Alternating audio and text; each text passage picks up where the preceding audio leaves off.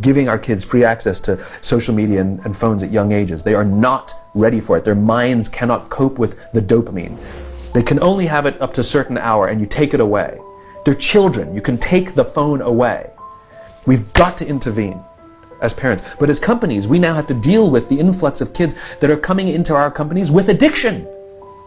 Watch, I see it all the time. Walk through any office.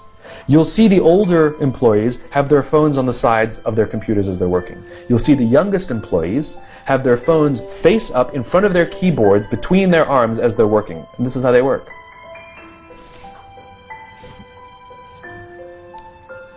And the science is alarming. They did experiments on mice where they did the multitasking. They put flashing lights to mimic going from the computer to the cell phone, the computer to the cell phone to the TV. The mice that were exposed to the changing lights, it took them 3 times longer to solve a maze than the mice that weren't, and the damage was permanent. There is a subconscious reaction to these devices when we use them, okay?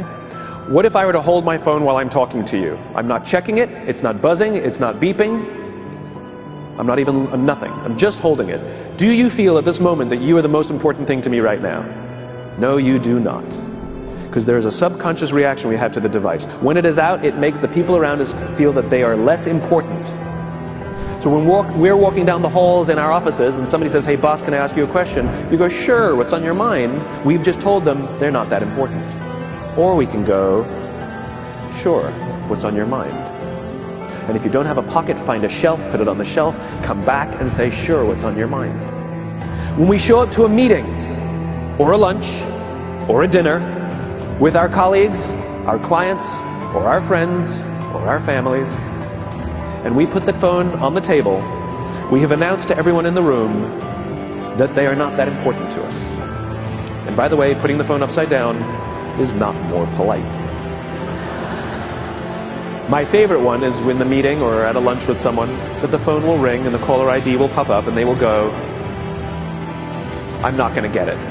Oh, so magnanimous. Oh, lucky to eat with you today. Or they could just put the damn thing away. You can tell how addicted we are. When somebody pulls out their phone when you're with them, how uncomfortable does that make us feel? You're walking down the street with someone, they pull their phone out. We feel stupid, so what do? We pull our phones out.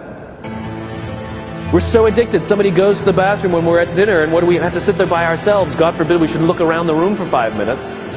We pull our phones out. Meetings, awful. What do we do when a meeting happens, right? Everybody's sitting waiting for the meeting to start. Bob's running a few minutes late. Bob's here? Okay, start the meeting.